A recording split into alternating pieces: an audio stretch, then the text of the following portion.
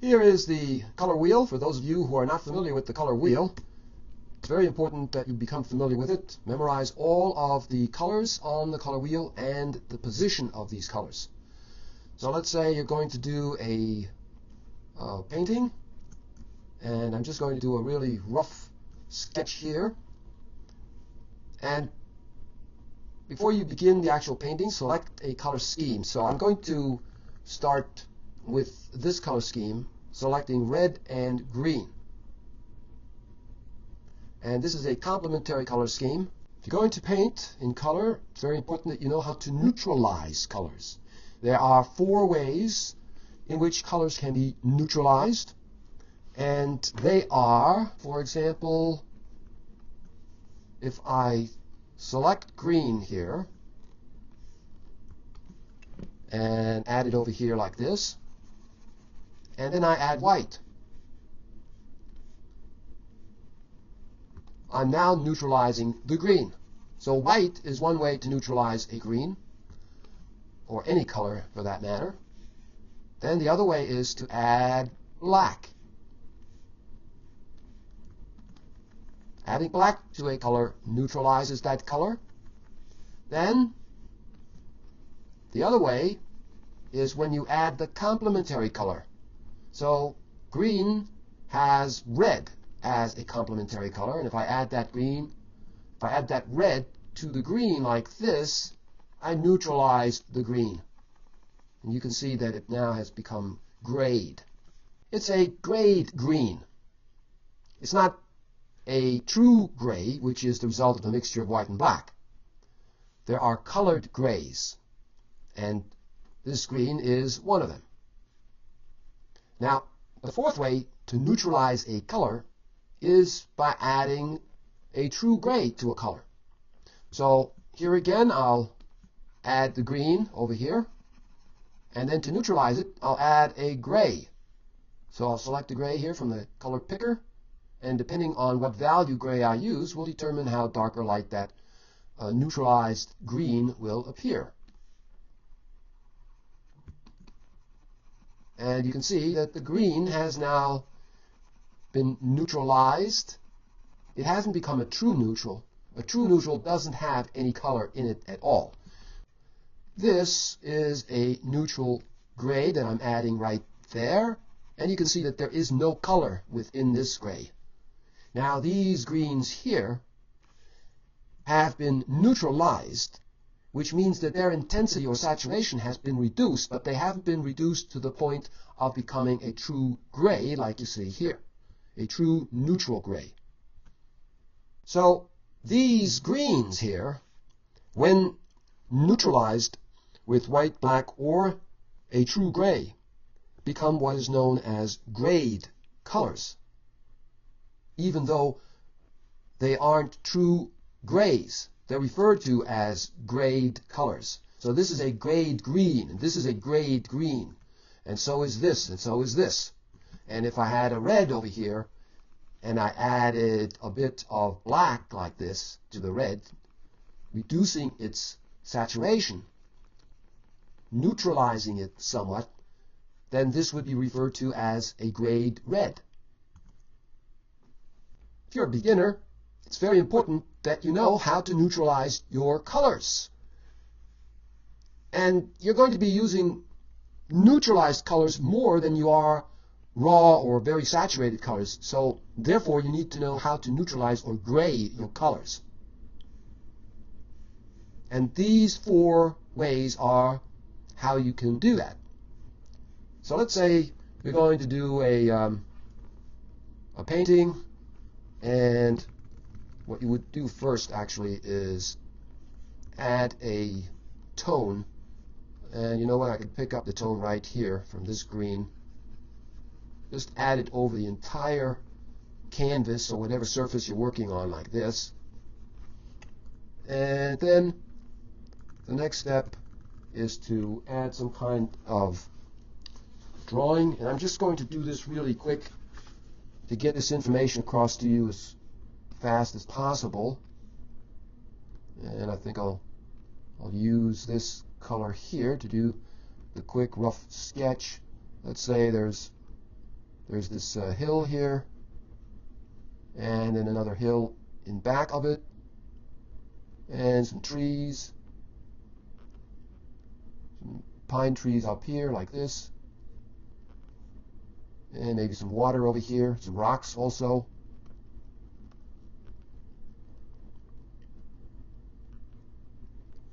Now, you need to select a color scheme, which I've already done here, which is a complementary color scheme.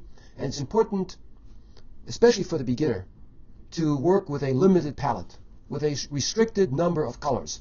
And in this complementary color scheme, I'm working with a limited number of colors, just red and green.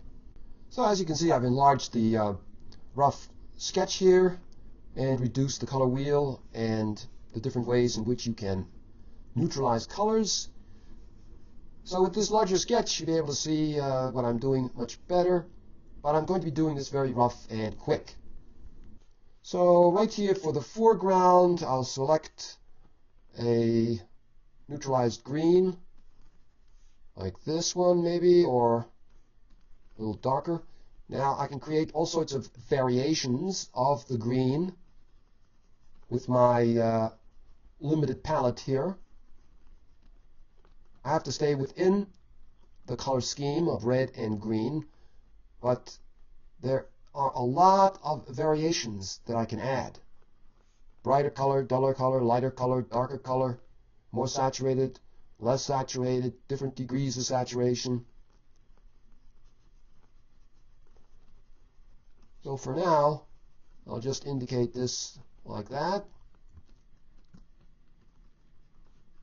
And then right back here, I could add another green, but this one will be more of a green to which more white has been added and grayed.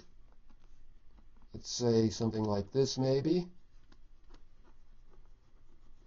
So there's this progression of greens from darker to lighter, helping to add depth to this little rough sketch. And in the sky, we'll have a green as well.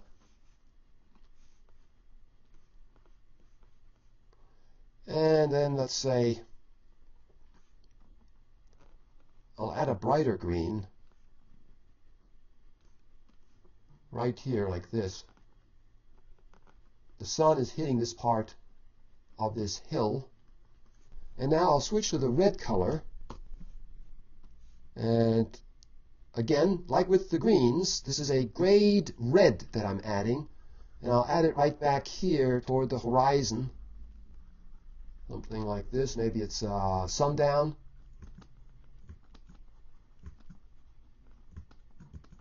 And then up front, right about here, I think I'll add a boat. And that boat will also be red.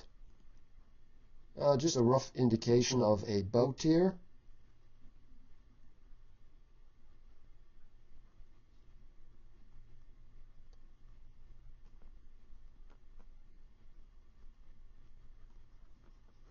And that boat, let's say, is anchored here in this cove.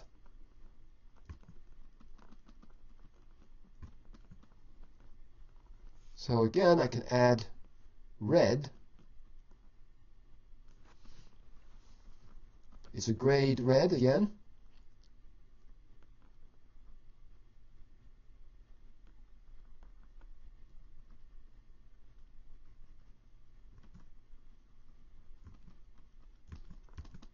And then the water will be green as well, since I can't go outside of my color scheme. Otherwise, it would no longer be a strictly complementary color scheme. It would change to some other color scheme. So I have to decide what value and what kind of green I'm going to be adding here. Maybe just keep it light like this for now, with a reflection in the water of the boat. It's at this stage, when you're laying in the big masses of tone and color, that you can make changes easily. So you can see me making some changes here. And I think I'll get rid of this. and then bring up this dark area a little bit more, lighten this part more.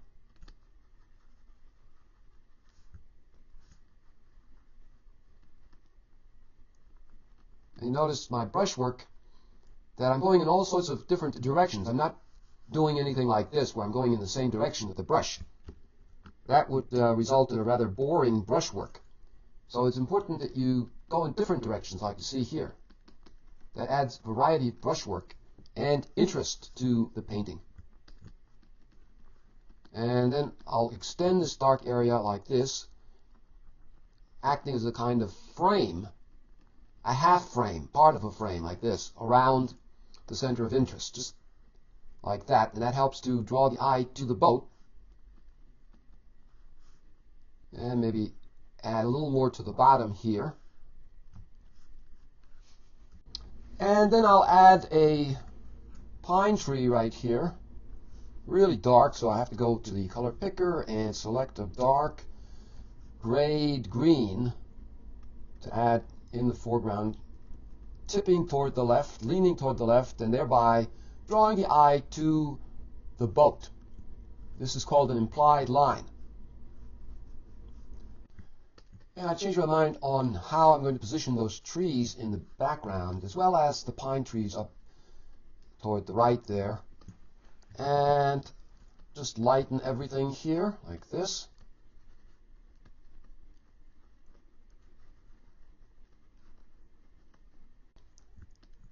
And I'll add some more to this foreground right there, like this. And then I think I'm going to place a really large tree, pine tree, right here. And this really helps to add a lot of depth. And it's leaning toward the left like the smaller one is. When you place large shapes in the foreground and then they get progressively smaller as they recede back, you can really add a lot of depth to a painting. You can see how much the feeling of depth has now been increased by me adding this pine tree here. And then I could add a small one right over here, overlapping the boat a little bit, breaking up the shape of the boat. When you break up shapes like this, it makes the shape that you break up more interesting looking. And overlapping the boat with that pine tree also helps to push that boat even further back in space. You get the feeling that it's further back. So when you overlap shapes, they help to create a feeling or sense of depth in the painting. And I think I'll add another pine tree over here. Now with the brush strokes, very important. The brush strokes should be larger in the foreground, like this big tree here. Then as the trees recede, the brush strokes get smaller, like on this tree here. I didn't use the same size brush stroke that I did for the foreground tree on this small tree. The brush strokes should get smaller for those objects that are further back in the painting, and larger brush strokes on those objects that are closer. This helps to create a feeling of depth. And also remember to go in different directions like you see here with the brush strokes to add interest. Now, it's also important that you put variety into your paintings. Here I have all these pine trees, but that makes the painting a little bit dull because of all the trees that are the same, even though I've varied the sizes. To add even more interest, I need to introduce different kinds of trees among these pine trees. Now, in order to increase interest even more, I need to introduce value contrast. So by adding those other trees, I can introduce more value contrast by adding a light value tree here, like this. The light value against the dark value of the pine trees.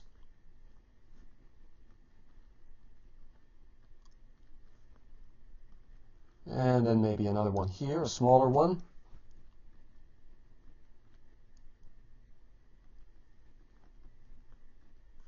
And another one over here. Maybe just some twigs like this, that's all. That's all that's needed to add interest. And then some tall grasses, like this. That also adds interest because of the value contrast. The light grass against the darker trees, darker background. So what I've also done is I broke up the large mass created by the pine tree here.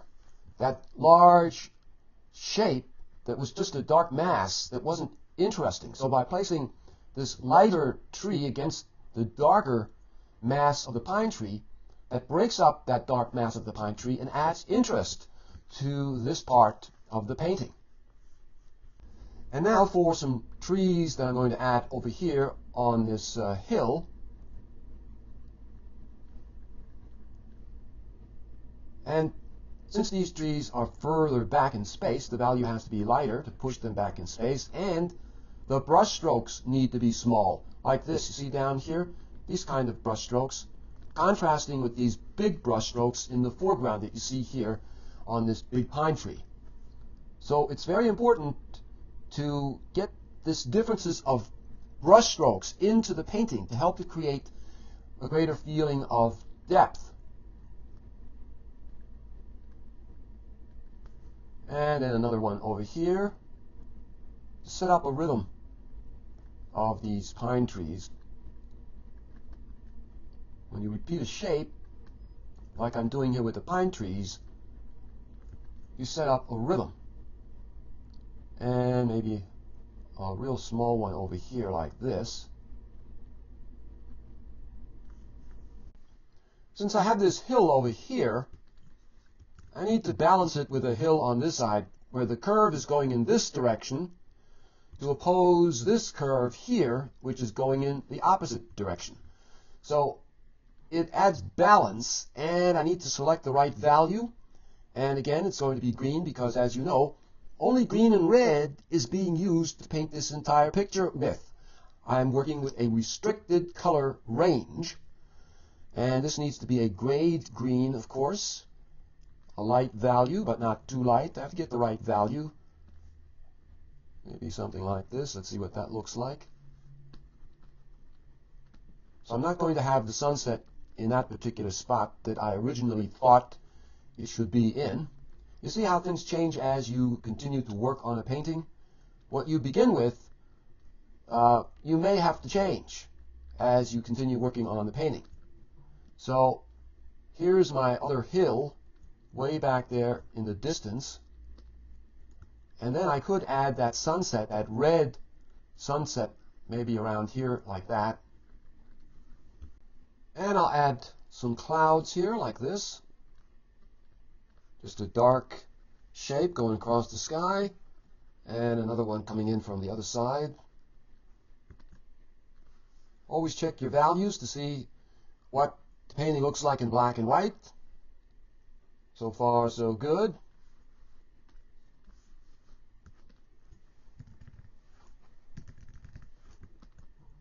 And do a little more work here on the boat. Color is a little too warm. Grade a little more. By grading a color, you also cool it.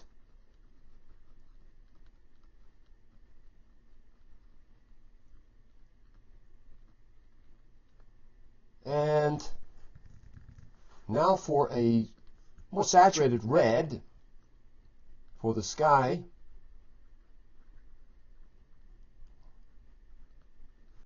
I have to gray the red a little bit more though, so that when I add a brighter red, it will really pop out like this, you see? But that's a little too strong, I think. Pops a little too much.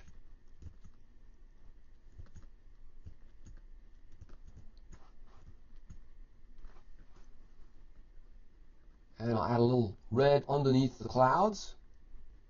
So some of that red sunlight is hitting the bottom of the clouds. And then I'm going to repeat that red in various parts of the painting. That also helps to tie the painting together even more. Of course, the repetition of all this green color ties everything together. But then the addition of the red repeated within the green in various parts further helps to tie everything together even more and to add more interest through color variety. And you see me adding the red here. Of course, it's a really grayed red.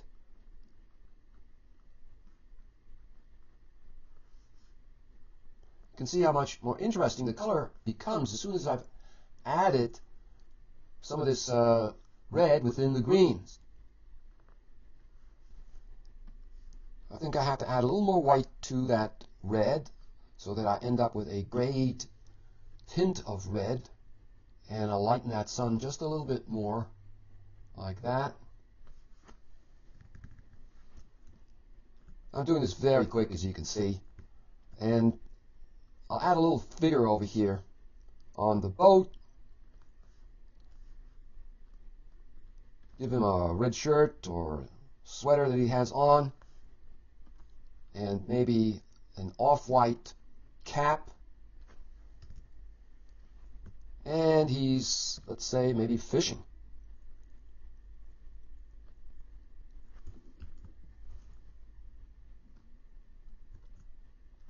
If you look over here, you can see the hue, saturation, and brightness palette.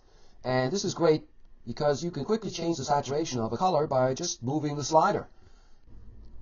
And I need to add some of that red light from the sun falling on the boat. Just a few spots here and there of that sunlight falling on the boat.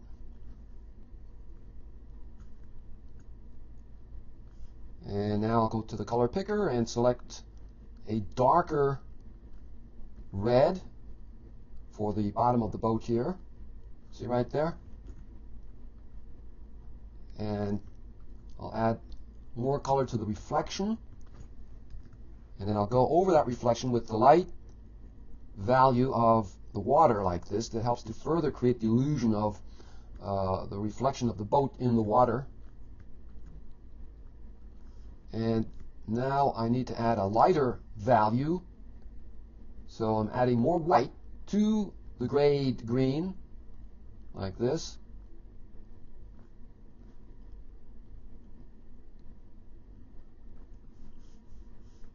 And that light value added within this area helps to draw further attention to the boat. And I have to add some more of that red sunlight to the water, making it really light, the tint of the red like that. Mix it in with the green that's there.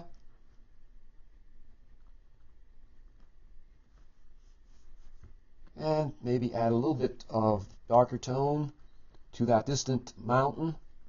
Not too much. Distant objects appear more flat looking compared to those that are more in the foreground.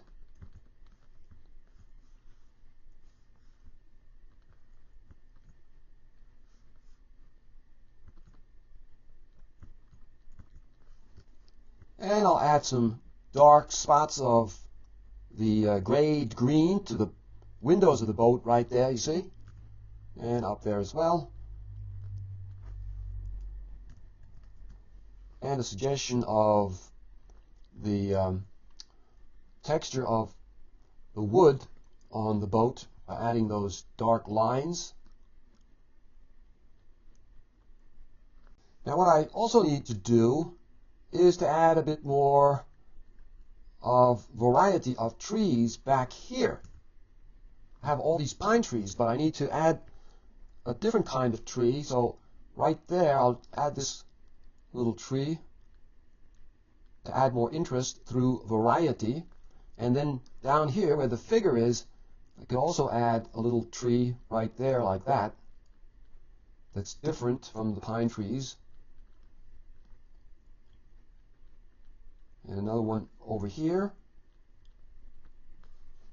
just to add more variety, and thereby you add more interest as well.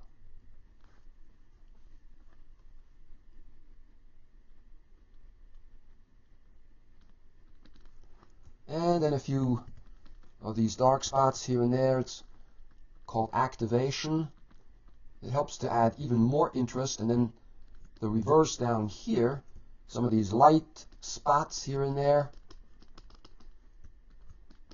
And they could be flowers like this.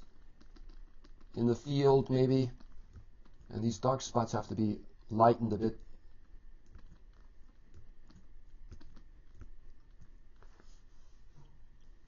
To make your paintings more interesting, add a human figure to them, which adds human interest to the painting and makes the painting therefore more interesting than if the painting didn't have a figure in it. Direct complements such as the red and green that you see here can create pleasing semi-neutrals, as they're also called. They're called neutralized colors or grade colors or semi-neutral colors. They're different names for basically the same thing, which are colors that have been reduced in their saturation. The nice thing about this complementary color scheme, if you are going to use this kind of color scheme, is that you create a balance of warm and cool color, because the red is warm and the green is cool. So in this painting, it's the green that dominates the painting, while the red, the warm red color, provides the color balance to the cool dominating greens. So there's a balance of warm and cool color that is found within a complementary color scheme such as this. So when you select colors from the color wheel, select colors from the warm side, which you see here, and colors from the cool side in order to create a balance of color through warm and cool color. I think I'll also add a few of these birds flying. That helps to create more atmosphere, and they're arranged in such a way so as to lead down to the head. One way up there, far away. So in a color scheme like this, where you're using two colors, one needs to be dominant and the other is subdominant or subordinate. So in this painting, obviously the dominant color is green, and the red is the subordinate or subdominant color, and therefore less of that color is used than green. The dominant color is the one that appears most often within the painting, while the subdominant color, of course, is the one that appears less, just as you see in my painting here. It's very important that you apply this principle of dominance and subdominance of color. As I said earlier in the video, beginners, they tend to use too many colors. And here you see a color scheme which is very simple because only two colors are used, but yet the color variety that can be attained with only two colors is incredible. As you can see in this little rough color sketch, there is a lot of variation of the green as well as the red. And this variation of color helps to add interest to the painting, even though only two colors have been used. When too many colors are used, what then happens is that a jumpy or ugly or crude appearance results. You should also establish a dominance of temperature of color. Don't have both the red and green, if you're using those colors, occupy the same amount of area. If you do that, then you neither have a warm temperature dominance or a cool temperature dominance. So in my rough color sketch here, since there is more of the green than there is of the red, and green is considered cool, my color sketch has a cool temperature dominance. So I would suggest doing a lot of practice rough color sketches like you see here, and using the complementary color scheme only, using just two colors and the variations that you can create with them, as you have seen in my demonstration here.